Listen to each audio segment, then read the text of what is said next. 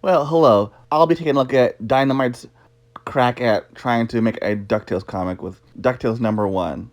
I wasn't sure if I was going to be reviewing their DuckTales comic due to the quality of their Darkwing stuff, but I decided to give it a shot since the Justice Ducks and Negaduck comic turned out to be pretty good. So I'm willing to take a shot with DuckTales. The DuckTales number one is written by Brandon Montclair with art by Tomosa Ronda. The comic begins with Huey, Dewey, and Louie helping Scrooge count money in the money bin, where we also get the title for the comic, a rather long mouthful, DuckTales, starring Uncle Scrooge with Huey, Dewey, and Louie, Four Corners of Your World, Part 1, The More Things Change. Huey, Dewey, and Louie are starting to get bored helping Scrooge count his money. They convince him to tell them stories about him as a young man searching for treasure.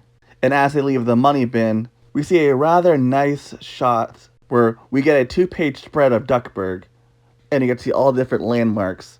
Well, they return back to McDuck Manor, where Scrooge shows the boys some of the treasures that he's amassed over his long life. And the first treasure is the ancient mask of Gaga Kofi, which is a golden mask with jewels on it in the shape of a duck face. And now the comic does something very interesting, as the flashback is shown in a classic Carl Bark style comic, which even has its own name, Uncle Scrooge and the Lost Mask of Gaga Kofi, where also the art is adjusted to reflect what a Uncle Scrooge comic from the 1940s and 50s would look like, as we see Scrooge's adventure to recover the mask of Gaga Kofi.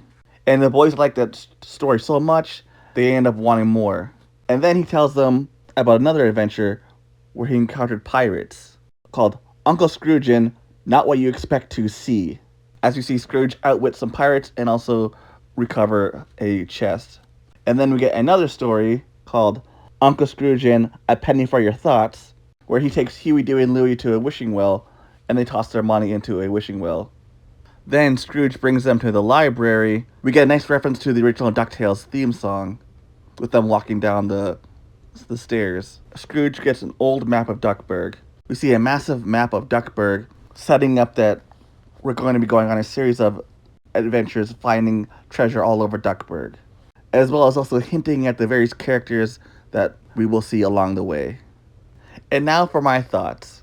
I'd say that this got off to a pretty good start. The art is fantastic. It is very reminiscent of the Uncle Scrooge comics that came out of Europe. The story is easy to follow, and also is in line with what you would have seen in a DuckTales adventure.